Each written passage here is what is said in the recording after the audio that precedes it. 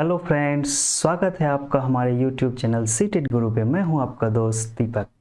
मैं उम्मीद करता हूं कि आप लोग सीटेट का प्रिपरेशन अच्छे से स्टार्ट कर दिया होगा। कंसिस्टेंसी के साथ आपके पास बस 2 से ढाई महीने, अगर आपने 2 से ढाई महीने में अच्छे से सही गाइडेंस में अच्छे तरीके से समझ के कॉन्सेप्ट को तथा प्रश्नों का अभ्यास कर लिया तो आप निश्चित ही अच्छे मार्क्स से सीटेट को क्वालिफाई करेंगे। आप लोगों के लिए मैं 2 लाइन बोलना चाहता हूँ कि जो मंजिलों को पाने की चाहत रखते हैं वो समुंदरों पर भी पत्थरों के पुल बना देते हैं। बाल विकास एवं शिक्षा शास्त्र हम लोग पढ़ रहे हैं सीडीपी सीरीज के तहत। आज का टॉपिक है टॉपिक 2, वंशानुक्रम तथा वातावरण का प्रभाव, influence of heredity and environment. दोस्तों, आप लोगों से रिक्वेस्ट है कि आप लोग पूरा वीडियो देखें। आधे में आप नहीं समझ पाएंगे। अगर आपने पूरा देख लिया, अगर आपने सही से पढ़ लिया तो आपका कॉन्सेप्ट 100% क्लियर होना ही है और आप देखेंगे कि आप सभी क्वेश्चंस को सॉल्व कर पाएंगे आसानी से।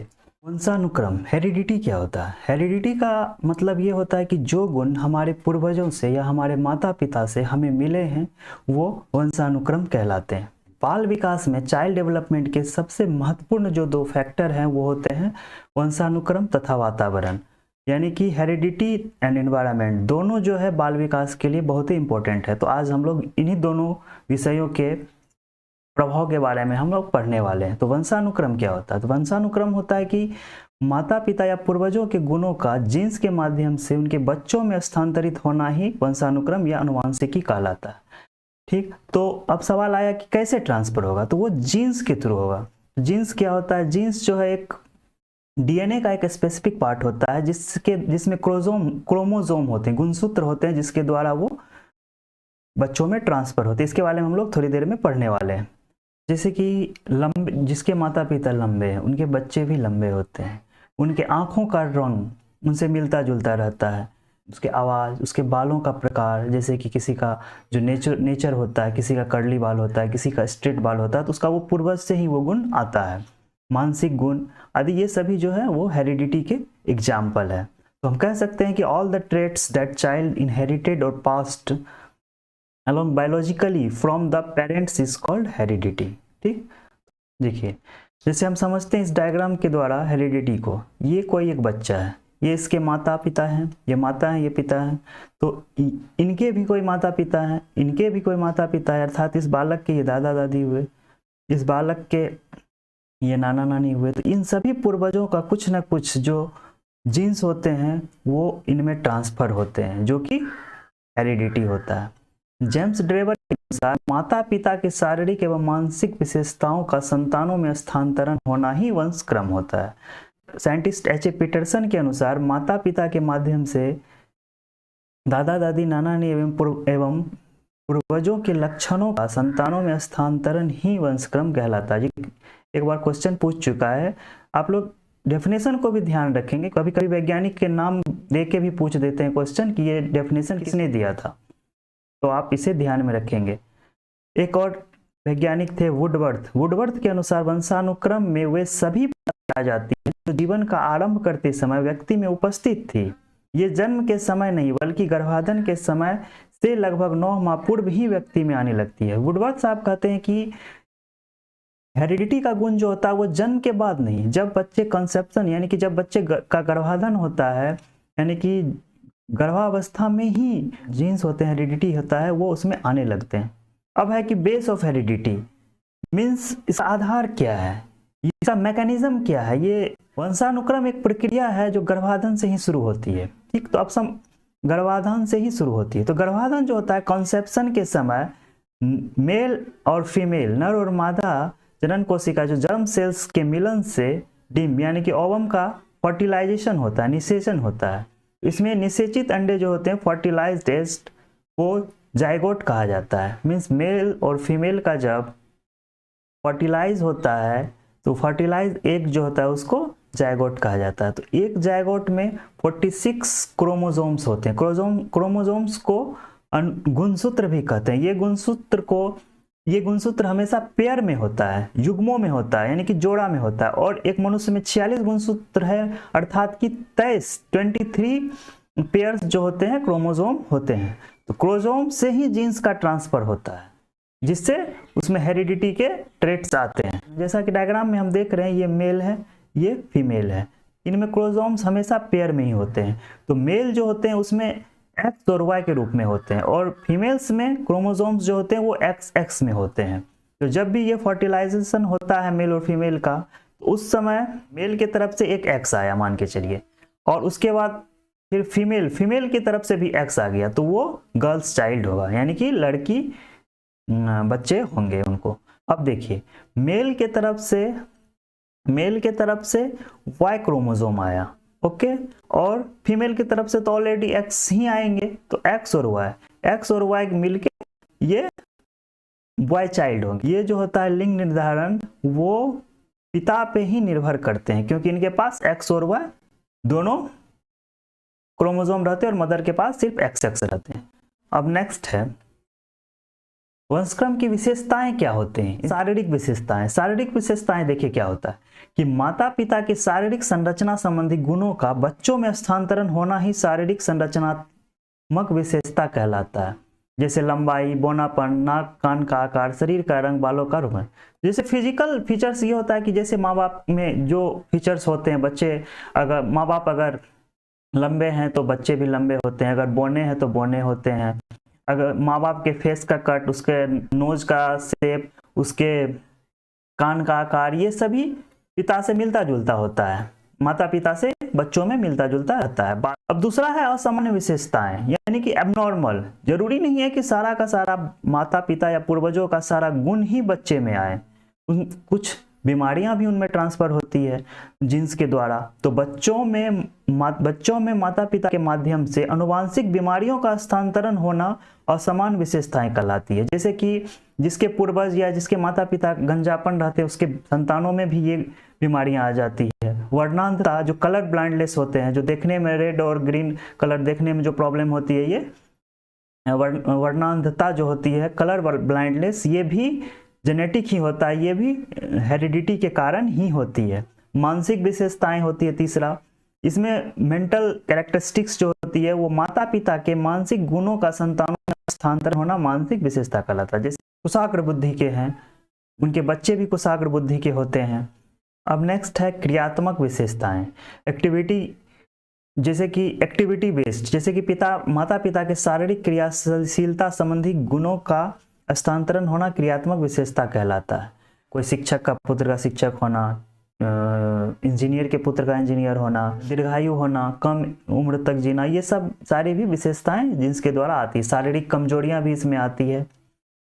अब नेक्स्ट है वंशानुक्रम के सिद्धांत, प्रिंसिपल ऑफ हेरिडिटी। इसका पहला सिद्धांत जो आता है वो है बीज कोष की निरंतरता का सिद्धांत, यानी कि theory of continuity of germ plasm. तो इस नियम के जो प्रतिपादक थे वो बीजमैन साहब थे। बीजमैन के अनुसार जिस बीज कोष से सजीवों या जीवों की उत्पत्ति होती है वह कोष कभी नष्ट नहीं होती, यह पीढ़ी दर पीढ़ी संतानों में स्थानांतरित होता रहता है, यह प्रक्रिया निरंतर चलती रहती है। बीजमैन ने यह सिद्ध किया कि जो जर्म प्लाज्म के द्वारा या जीन्स का ट्रांसफर होता है, जो जीव द्रव्य होते हैं वो कभी भी खत्म नहीं होते, वो एक पीढ़ी से दूसरे पीढ़ी में संतानों में, पीढ़ी दर पीढ़ी संतानों में वो ट्रांसफर होते रहते हैं, यह प्रक्रिया कंटिन्यूअस चलती ही रहती है। दूसरा है वातावरण से अर्जित गुणों का संक्रमण का सिद्धांत, ये इंपॉर्टेंट है।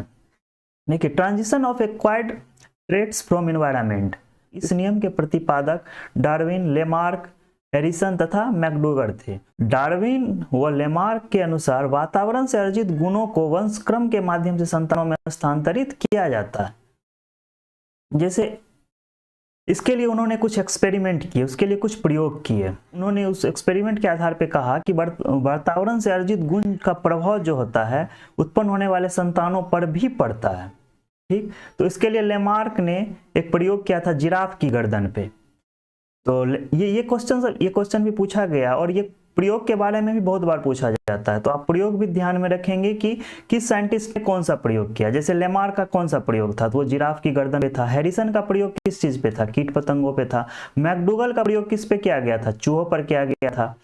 तो इसी प्रकार आपको प्रयोग, साइंटिस्ट का नाम भी याद रखना है और उसका प्रयोग भी देखना है कि किस पे वो प्रयोग किया था। तो देखिए, देखते हैं लेमार्क का प्रयोग। लेमार्क जो है जिराफ की गर्दन पे उन्होंने एक एक्सपेरिमेंट किया था वातावरण से अर्जित गुणों के स्थानांतरण के लिए। देखिए पहले जो होता है, जिराफ जो था उसका साइज घोड़े या गधे के साइज आकार के था, वो छोटे छोटे पेड़ पौधों से अपना भोजन लेते थे। लेकिन जैसे ही भौगोलिक स्थिति में परिवर्तन हुआ तो पैर बड़े होने लगे, तो उन्हें भोजन लेने में कठिनाई होने लगी। तो वो अपना एक पैर ऊपर करके तथा गर्दन को ऊपर उठा के भोजन का प्रयास करने लगे लेने का। इसी तरह वो करते रहा तो वो जो है वातावरण से लिया हुआ ये गुण वो अपनी अगली पीढ़ी में जीन्स के द्वारा ट्रांसफर कर दिया। तो आप देखिएगा कि धीरे धीरे उसका पीढ़ी दर पीढ़ी जिराफ का गले का आकार बड़ा होने लगा तथा पैर का भी आकार बड़े होने लगा, और अब जिराफ का आकार बहुत बड़ा कद का होने लगा। तो लेमार्क ने इस प्रयोग से सिद्ध किया कि वातावरण से अर्जित गुण का प्रभाव जो होता है वो उत्पन्न होने वाले संतानों पर भी पड़ता है। अब नेक्स्ट प्रयोग है हैरिसन का प्रयोग। हैरिसन ने अपना प्रयोग कीट पतंगों पर किया। जैसे कि आप जिस डायग्राम में देख पा रहे हैं कि उन्होंने 100 सफेद कीट पतंग को लिया, जिसमें 50 कीट पतंग को वह क्लीन एनवायरनमेंट में स्वच्छ वातावरण में छोड़ दिया तथा 50 को बहुत ही गंदे वातावरण में छोड़ दिया। तो फिर उसका फर्टिलाइजेशन हुआ और देखा गया कि उसका जो नेक्स्ट जनरेशन हुआ है उसमें सफेद रंग की संतानें जो है, जो सब स्वच्छ वातावरण में 50 कीट रहते थे उनके संतान जो है वो स्वच्छ हुए, लेकिन जो 50 कीट गंदा वातावरण में रह रहे थे उसमें से कुछ काले या मटमैले रंग के संतान पैदा हुए। तो इस प्रयोग से भी हैरिसन ने सिद्ध किया कि जो वातावरण से अर्जित गुण है उसका प्रभाव उसके उत्पन्न होने वाले संतान पर भी पड़ा। और नेक्स्ट जो प्रयोग है वो मैकडोगल का प्रयोग है। उन्होंने अपना प्रयोग चूहों पर किया। तो चूहों पर ये प्रयोग ये किया कि अंधकार युक्त एक बिल था चूहे का, वहां पे वो एक बिजली का करंट दे दिया। वहां से चूहे बार बार वहां से निकलने का प्रयास कर रहे थे, लेकिन वो निकल नहीं पा रहे थे, फिर लौट जा रहे थे। ऐसा प्रयास करते करते वो 166 टाइम्स प्रयास किया, लेकिन वह सफल नहीं हो पाया। 167वां प्रयास में चूहे निकलने में कामयाब हो गए। और यही वातावरण से अर्जित किया हुआ गुण फिर नेक्स्ट पीढ़ी के जो हुए चूहे वो 27 प्रयास में सफल हो पाए उस चूहे से निकलने के बाद। उसके बाद फिर अगले ही प्रयास, फर्स्ट प्रयास, उसके बाद अगली पीढ़ी के जो चूहे थे वो पहले ही प्रयास में निकलने में कामयाब हो पाए। अब तो इसी तरह पीढ़ी दर पीढ़ी जो है वो वातावरण से अर्जित गुणों का प्रभाव उत्पन्न होने वाले संतानों पर पड़ा और वो उसके अनुसार उस वातावरण में ढलते गए। तो क्लियर हो गया। अब नेक्स्ट हम लोग आते हैं, तो इस सिद्धांत का जो प्रतिपादन किया वो बीजमैन ने किया। इस सिद्धांत का समर्थन वुडवर्थ तथा क्रो ने किया। बीजमैन के अनुसार वातावरण से अर्जित गुणों को वंशक्रम के माध्यम से बालकों में स्थानांतरण नहीं किया जा सकता। इसके लिए उन्होंने एक प्रयोग किया। बीजमैन जो है अपने सिद्धांत का प्रतिपादन चूहों पर किया। तो ये चूहे वो चूहे, इसका प्रतिपादन उन्होंने चूहे पे किया। वो बार बार चूहे की पूंछ को काट दे रहे थे, फिर भी उसका संतान जो हो रहे थे वो उसका पूंछ पुनः उसके बीजमैन ने अपने सिद्धांत का प्रतिपादन चूहों पे किया। उन्होंने ये बताया कि बीजमैन ने अपने सिद्धांत का प्रतिपादन चूहे पे किया, तो वो बार बार चूहे का पूंछ काट रहे थे, फिर उसके जो अगली पीढ़ी होती थी फिर से उसमें पूंछ हो जाती थी, अगली पीढ़ी में पूंछ आती थी, कटे हुए पूंछ उनके अगली पीढ़ी में नहीं होती थी। तो बार बार यह प्रयास किया गया लेकिन उस पर कोई असर नहीं हुआ। तो बीजमैन के प्रयोग से हम कह सकते हैं कि वातावरण से अर्जित गुणों का वंशक्रम के माध्यम से बालकों में हस्तांतरण नहीं किया जा सकता। अब नेक्स्ट है प्रत्यागमन का सिद्धांत, थियरी ऑफ रिग्रेशन। ये बहुत इंपॉर्टेंट है। जैसे कि हम कभी कभी देखते हैं या आपके मन में अभी तक सवाल आ रहा होगा कि जो माता पिता का जो गुण होता है वो देखा जाता है उसके विपरीत गुण उसके बच्चे में आ जाते हैं। जैसे कोई लंबा माता पिता है तो उसके बच्चे बौने हो जाते हैं, कोई गोरे माता पिता है तो उनके बच्चे काले हो जाते हैं, तो जो कोई मंद बुद्धि के माता पिता होते हैं तो उसके बच्चे कुशाग्र बुद्धि के हो जाते हैं। तो ऐसा क्यों होता है? तो इस थियोरी का जो है प्रतिपादन मेंडल ने किया था। तो देखिए इसमें डेफिनेशन से हम देख सकते हैं कि जैसे प्रत्यागमन शब्द का अर्थ ही विपरीत होता है, अर्थात जब माता पिता के बच्चे उनके विपरीत विशेषताओं वाले विकसित होते हैं तो इसे प्रत्यागमन का सिद्धांत माना जाता है। ठीक, तो मेंडल ने इसके बारे में बताया कि मेंडल के अनुसार माता पिता में उपस्थित गुणसूत्र का 50% यानी कि आधा संतानों में पीढ़ी दर पीढ़ी स्थानांतरित होते रहते हैं। जो क्रोमोसोम होते हैं वो 1/2 के मात्रा में उसके बच्चे में उसकी अगली पीढ़ी में ट्रांसफर होते जाते हैं लगातार। तो मेंडल ने अपने सिद्धांत का प्रतिपादन करने हेतु दो प्रयोग किए। तो इस सिद्धांत को वो सिद्ध करने के लिए उन्होंने दो प्रयोग किए, दोनों ही बहुत इंपॉर्टेंट प्रयोग किए, छोटी मटर और बड़ी मटर पे तथा काले चूहे तथा सफेद चूहे पे। मेंडल ने इस सिद्धांत को प्रतिपादन करते हुए दो सूत्र बताए कि ऐसा होता क्यों है, जो भी उनके माता पिता हैं उसके विपरीत उनके संतान क्यों हो रहे हैं। तो इसके लिए दो सूत्र उन्होंने बताया। एक जागृत सूत्र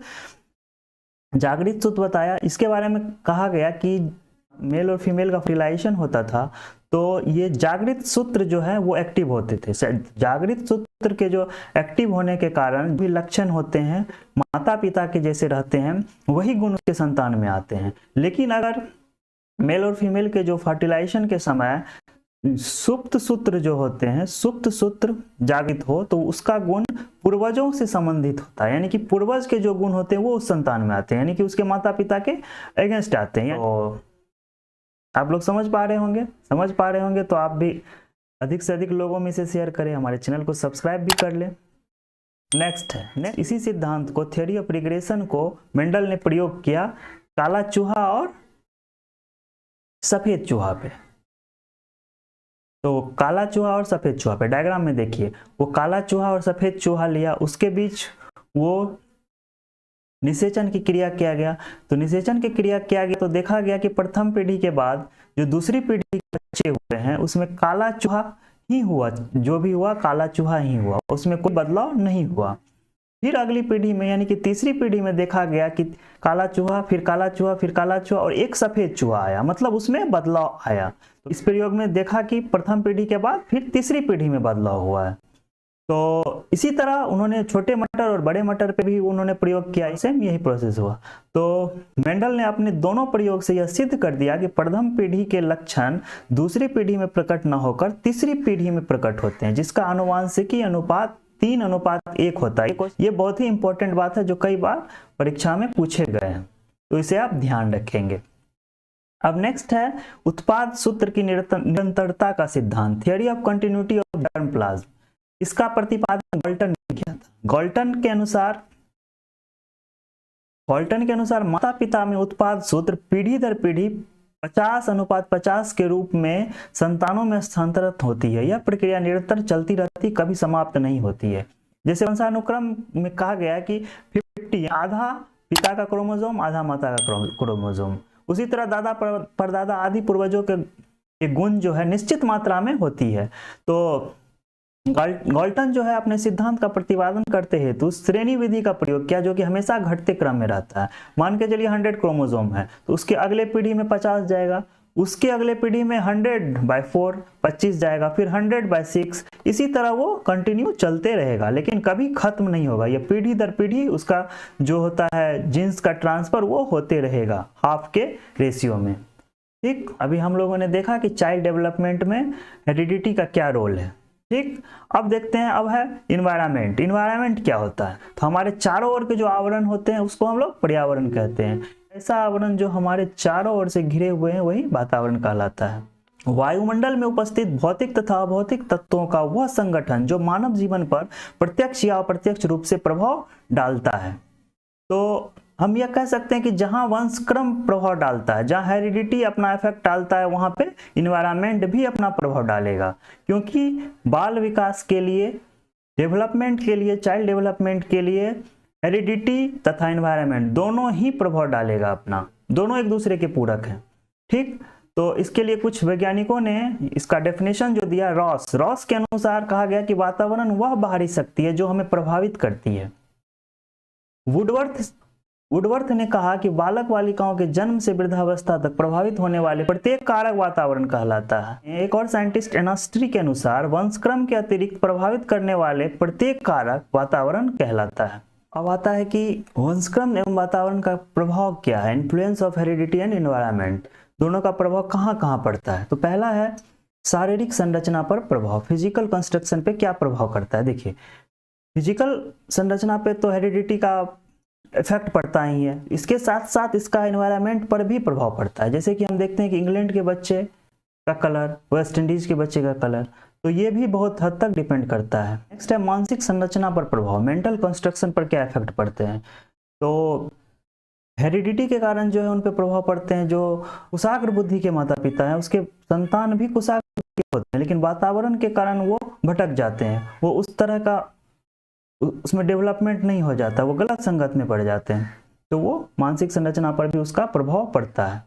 इसके साथ साथ व्यक्तित्व के विकास पर प्रभाव, पर्सनैलिटी डेवलपमेंट, इस पे भी इसमें पर्सनैलिटी डेवलपमेंट, इसमें हेरिडिटी और इन्वायरमेंट दोनों का बराबर रोल होता है। अब है सामाजिक विकास पर प्रभाव, सोशल डेवलपमेंट पे क्या प्रभाव होता है, हेरिडिटी और इन्वायरमेंट। बस हेरिडिटी के कारण बहुत ही माता पिता के बच्चे बहुत ही सरल स्वभाव के होते हैं, सहज स्वभाव के होते हैं, वही गुण उसके बच्चों में भी आता है। लेकिन कुछ बच्चे जो हैं बहुत ही आदर्शवादी होते हैं माता पिता, लेकिन उसके बच्चे भी नशे के आदी हो जाते हैं, नशे की लत लग जाता है। तो ये सभी पर्यावरण के इफेक्ट के कारण में ये चीज़ होता है। तो नेक्स्ट है नैतिक विकास पर प्रभाव, मोरल डेवलपमेंट पे क्या प्रभाव पड़ता है। तो मोरल डेवलपमेंट पे भी इन्वायरमेंट का बहुत प्रभाव पड़ता है। वो उसका संस्कार कैसा है, उसका नैतिक गुण कैसा है, उसको सही और गलत का समझ है या नहीं, वो सारे चीज़ वातावरण से भी सीख सकता है। तो अतः हम कह सकते हैं कि वंशक्रम एवं वातावरण दोनों का ही मुख्य रोल है चाइल्ड डेवलपमेंट पे। बच्चों का विकास जो होता है वो वंशानुक्रम और वातावरण का मल्टीप्लिकेशन होता है, यानी कि वंशानुक्रम तथा वातावरण के संबंध के बारे में डॉक्टर माथुर ने कहा है कि बालक क्या है, यह आनुवंशिकता निश्चित करती है तथा बालक क्या कर रहा है यह वातावरण निश्चित करता है। तो हम कह सकते हैं कि बच्चों के विकास में बाल विकास का जो दो महत्वपूर्ण फैक्टर होता है, जो दो महत्वपूर्ण कारक होता है, वो वंशानुक्रम तथा वातावरण होता है। दोनों के बिना बच्चों का विकास संभव नहीं है। कैसा लगा आपको आज का मेरा वीडियो? मुझे उम्मीद है कि आप समझ पाए होंगे चीज़ों को। यह बहुत ही इम्पोर्टेंट टॉपिक है, इससे हर बार सीटेट यूपीटेट में सवाल आते हैं। आपको अगर अच्छा लगा होगा वीडियो तो आप भी हमारे चैनल को सब्सक्राइब कर लीजिए, इसे से अधिक लोगों में शेयर कीजिए ताकि मैं और अच्छे कंटेंट आपको दूं। इस लेक्चर का जो PDF है उसे टेलीग्राम पे मैं अवेलेबल करवा दूंगा, आप भी टेलीग्राम को चैनल को सब्सक्राइब कर लीजिए। और फिर मिलते हैं नेक्स्ट वीडियो में नेक्स्ट टॉपिक के साथ, फिर किसी और टॉपिक के साथ। Thank you, bye bye.